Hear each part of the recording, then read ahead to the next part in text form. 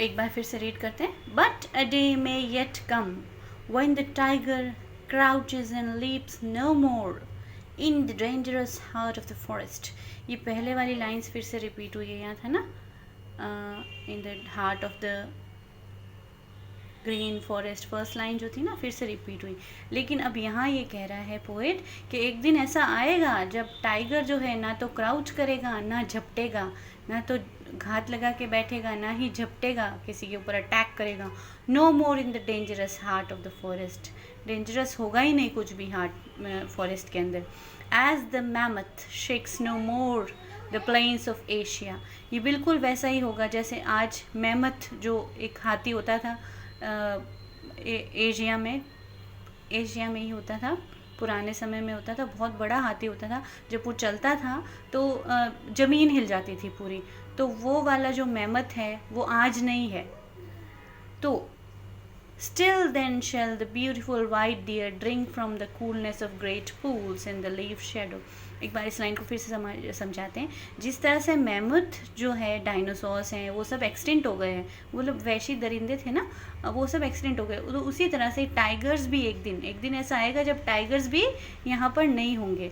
Still then shall the beautiful wild deer drink from the coolness. लेकिन तब भी जो सुंदर सा डियर है, जो अपनी अच्छाई की वजह से जीवित रहेगा, मारे जाने के बाद भी ये जो जानवर है ये जिंदा रहेगा, क्योंकि ये रिप्रेजेंट करता है हमारी हेल्दी वैल्यूज़ ऑफ लाइफ. ठीक है, सारी अच्छी चीज़ें रिप्रेजेंट करता है डियर. ये मेरे नोट्स बहुत काम के हैं, हालांकि रफली लिखे हैं, बट अगर आप ये ऐसे लिख लेते हैं तो काफ़ी हेल्पफुल होंगे आपको. सो still then shall the beautiful wild deer drink from the coolness of great pools in the leaves and shadow. पत्तियों के पास, हरियाली में, शैडो में. तब भी जब टाइगर ख़त्म हो जाएंगे लेकिन डियर फिर भी वहाँ रहेंगे. The mighty perish in their might. अब यहाँ पर मेन चीज़ आ गई पोएम की कि जो माइटी है, जो जिनको अपने ऊपर बहुत घमंड है, वो अपने उसी घमंड से मारे जाएंगे. जो आदमखोर हैं वो उसी वजह से मारे जाएंगे क्योंकि उन्होंने बुरा किया है. The slain survive the slayer. लेकिन जो स्लेन है, जो प्योर है, जो सरीन है, जो मासूम है, वो हमेशा जिंदा रहेंगे अपनी मासूमियत के साथ. यहाँ देखिए एक बार, स्लेन का मतलब होता है किल्ड. किल्ड मतलब जिसको मार दिया गया है, हिरन को मार दिया गया. और स्लेयर होता है किलर. तो किलर कौन हो गया यहाँ पे? टाइगर. ठीक है, तो the slain survive the slayer. लेकिन जो स्लेन है, जिसको मार दिया गया है, वो जिंदा रहेगा, सरवाइव करेगा, बजाय कि स्लेयर के. इस लाइन का ये मतलब है कि स्लेन, जिसको मार दिया गया है, वो तो जिंदा रहेगा, लेकिन मारने वाला मर जाएगा, ऐसा एक दिन आएगा. ठीक है, तो एक बहुत ही अच्छी पोएम थी अरबिंदो की. एक बार मैं इसकी रीडिंग कर लेती हूँ. कहीं कोई डाउट हो तो आप मुझे कमेंट कर सकते हैं. It's brilliant, crouching and slouching, what crept through the green heart of the forest, gleaming eyes and mighty chest, soft soundless paws of grandeur and murder. The wind slipped through the leaves as if afraid, lest its voice and the noise of its steps perturb the pitiless splendor, hardly daring to breathe. But the great beast crouched and creeped and creeped and crouched a last time, noiseless, fatal, till suddenly death leaped on the beautiful white deer as it drank, unsuspecting, from the great pool in the forest's coolness and shadow. And it fell and torn, died remembering its mate, left soul in deep woodland, destroyed the mild harmless beauty of the strong cruel beauty in the nature. But a day may yet come when the tiger crouches and leaps no more in the dangerous heart of the forest, as the mammoth shakes no more the pains of Asia. Still then shall the beautiful wild deer drink from the coolness of great pools in the leaves' shadow. The mighty perish in their might, the slain survive the slayer. Now, अब हम थोड़ा सा इसके जो poet है उसके बारे में देख लेते हैं. अरविंदो, श्री अरविंदो जो थे वो एक पोएट तो थे ही, फिलोसोफर भी थे, अच्छी अच्छी बातें भी सिखाते थे, एजुकेशनिस्ट भी थे और योगी जी भी थे ना, एंड स्पिरिचुअल गुरु जी भी थे. He joined the Indian movement from the independence and was imprisoned for writing articles against British government. जब भारत आज़ाद हुआ नहीं था उस समय ये ब्रिटिश गवर्नमेंट के अगेंस्ट में आर्टिकल्स लिखते थे तो उनको जेल में डाल दिया गया था. He became a spiritual reformer. He is revered for his vision on the human progress and spiritual evolution. मतलब कि जैसे गीता, भगवत गीता में अच्छी अच्छी बातें कही है ना, उस तरह की बातें ये बताते थे. His poetry में divided in two broad groups. उनके दो तरह की पोएम्स लिखते थे वो, एक्शन की पोइट्री और मेडिटेशन की पोइट्री. ठीक है. His main literary works are the life divine, synthesis of yoga and Savitri, a legend and a symbol. He has written inspiring commentaries on the Veda and Upanishad and Bhagavad Gita. इन सब पर भी इन्होंने कॉमेंट्रीज लिखी, कमेंट्स लिखी अपनी. ठीक है. तो इस सब कुछ चीज़ों को छोड़ते हैं हम, इसके क्वेश्चन आंसर्स को थोड़ा सा देख लेते हैं. अच्छा ठीक है. बट अब ये मैंने बहुत अच्छे से समझाए हैं सारे मीनिंग्स, आप देख सकते हैं अब वीडियो के अंदर. Okay, now look at the question answers. ये आप कर लेंगे. Answer the following. Then what does the tiger stand in the poem. अब टाइगर कहाँ स्टैंड करता है, अब यहाँ पर मेरे नोट्स काम आने वाले. टाइगर स्टैंड करता है evil in nature, cruelty, bloody, poison, horrific. जो भी बढ़िया से आपको 4 वर्ड्स लिखते हैं वो आप लिख सकते हैं. इसकी जगह आप ये भी लिख सकते हैं, the tiger stands for brutal, bloody in nature, death and darkness and arrogance in the nature. Next question, what does the deer stand in the poem. अब डियर में भी हम ये लिख सकते हैं जो मेरे नोट्स हैं. Deer stand as the good, innocent, serene and peaceful thing in the nature and most important healthy values of life. हमारे जीवन में जो अच्छाई पर चलने का जो मार्ग दिखाता है डियर, क्योंकि वो अच्छा ही है ना, अच्छाई पे चलता है अपने.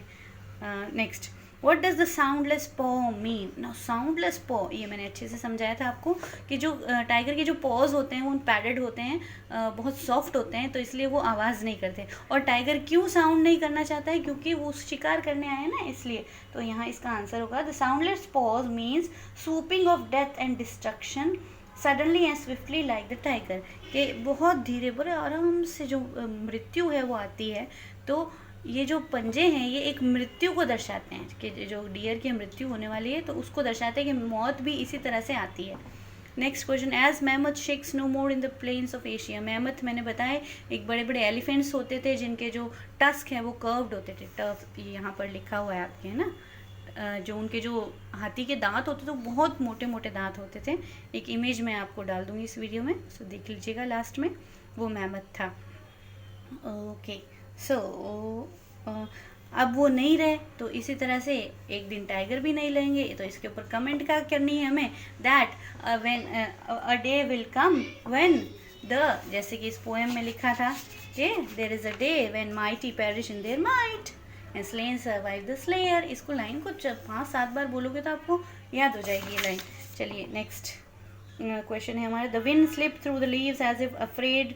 अच्छा, हवा ऐसे चल रही है जैसे कि वो डर रही है कि अगर हवा ने आवाज़ की, वॉइस की, नॉइस की तो it would disturb. Perturb, trouble.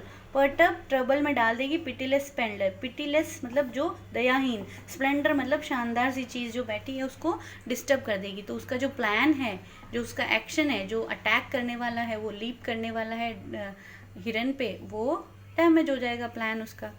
तो इसलिए the wind is afraid. Explain whose voice and noise steps perturb the grander. अच्छा, वॉइस और नॉइस किसको डिस्टर्ब, किसकी वॉइस और नॉइस डिस्टर्ब कर सकती है ग्रैंडर को. ग्रैंडर कौन है यहाँ पे, एक एडजेक्टिव है बट यहाँ पे एक नाउन की तरह यूज हो रहा है.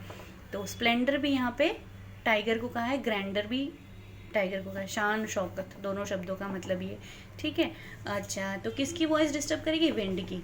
Next, destroyed the mild harmless beauty of the strong cruel beauty in the nature, explain the line. mild harmless beauty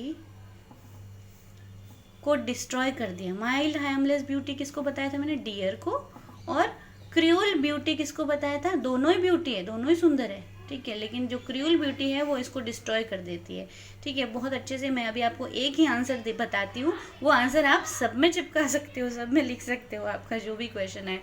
now answer the following. अगर लॉन्ग क्वेश्चन कोई आता है तो answer the following in how. अच्छा, यहाँ पर ये जो है ना मैसेज वगैरह, ये जो बहुत मुश्किल लगते हैं बच्चों को, इसका एक ही आंसर मैंने लिखा है, वो मैं आपको समझाने वाली हूँ। इन तीनों, अगर ये तीनों क्वेश्चन आ जाए तो आप उस पर यही आंसर लिखिएगा। चलिए देखते हैं। Okay, the tiger and the deer is a didactic poem. Poem didactic है और फिलोसॉफिकल है। डिडैक्टिक मतलब जिससे कुछ सीख मिलती है, फिलोसॉफिकल मतलब सिद्धांतों से भरी हुई। It presents beautifully, poem present करती है the balanced picture of nature which can be seen in the duality of its creation. कि ये इंपॉर्टेंट लाइन है कि balanced picture of nature, nature की बैलेंस पिक्चर, दो चीज़ें हैं इसमें, है ना, दो चीज़ें क्या है, एक टाइगर एक डियर, ठीक है, इन दोनों का बैलेंस, ये इसको खाता है ये कम हो जाता है ना। Okay, the balance picture of nature which can be seen in the duality. Duality मतलब दुश्मनी। ड्यूअल का मतलब क्या होता है, हाथापाई करते हैं ना, उसको ड्यूअल कहते हैं ना। तो duality of its creation, creation के जो क्रिएशन है, ये दोनों क्रिएशन है गॉड्स की, टाइगर भी है डियर भी है, लेकिन इनके अंदर जो दुश्मनी हो गई है उसको दर्शाती है। नेचर इज बोथ, नेचर जो है दो तरह का है, पीसफुल भी है, हॉरिफिक भी है। पीसफुल कौन है यहाँ पे, ये मैंने यहाँ लिखा है डियर, ठीक है, ओके। और हॉरिफिक कौन है, टाइगर, ठीक है। Nature is both peaceful and horrific at the same time through the anecdote of the tiger. Anecdote का मतलब होता है घटना, कि घटना कौन सी बताइए इस पोएम में, tiger and the deer. The poet not only reveals, reveals लिखा है, रिवील्स द कॉन्ट्रास्ट, कॉन्ट्रास्ट को ही नहीं बता रहा है, इन दोनों के बीच में जो कॉन्ट्रास्ट है, ऑपोजिट्स चीज़ें हैं, ये चीज़ें नहीं बता रहा है। Lying in the forest, but forest के अंदर जो कॉन्ट्रास्ट होते हैं वो ही नहीं बता रहा है, but also conveys N inspiring message, वो बहुत ही ज़बरदस्त इंस्पायरिंग मैसेज दे रहा है। ये थोड़े वर्ड्स ऐड करने पड़ते हैं ताकि हमारा आंसर लेंदी हो जाए। अब मेन इंपॉर्टेंट चीज़, पोएम का message. It is the poets conviction, conviction का मतलब होता है सोच, तो हम यहाँ पे ऑप्टिमिस्टिक व्यू भी लिख सकते हैं इसको। ऑप्टिमिस्टिक व्यू मतलब आशावादी सोच। So conviction, optimistic view that sufferings are not eternal, कि सफरिंग्स हमेशा नहीं रहती है, दुख हमेशा नहीं रहता है। एटर्नल मतलब जो ख़त्म नहीं होता। इन स्पाइट ऑफ डेथ, अगर डेथ भी हो जाए, डिवेस्टेशन भी हो जाए, जीवन छूट जाए उनसे, something to be in spite of death and devastation, death है, बुरा है, दुख है, मृत्यु है, फिर भी लाइफ में कुछ ऐसा है जिसको हमें इंजॉय करना चाहिए। Through the evil seems to be winning in the beginning, शुरू में तो लगता है कि बुरे लोगों की ही जीत होती है, तो कई लोग बुराई पर चलने लग जाते हैं, but it is good that survives, लेकिन अंत में जो है जीत अच्छाई की ही होती है। The brute force meets it's brute and, जो बुरा है, खूनी है, जो खून करने वाला है, वो उसका भी एक दिन खूनी होना है, ठीक है। तो the brute force meets it's brute and, उसका एंड जो है ब्रूट ही होगा। The innocent and serene continue to be appreciated up to the last। तो ये मैं कोशिश करूँगी कि आपको इससे हेल्प मिले इन नोट्स से मेरे, ठीक है। आप चाहे तो स्क्रीनशॉट ले सकते हैं, लिख सकते हैं, और मुझे कमेंट भी कीजिएगा अगर आपको ये वीडियो अच्छी लगी और समझ में आया तो, ठीक है। चलिए, have a nice day class.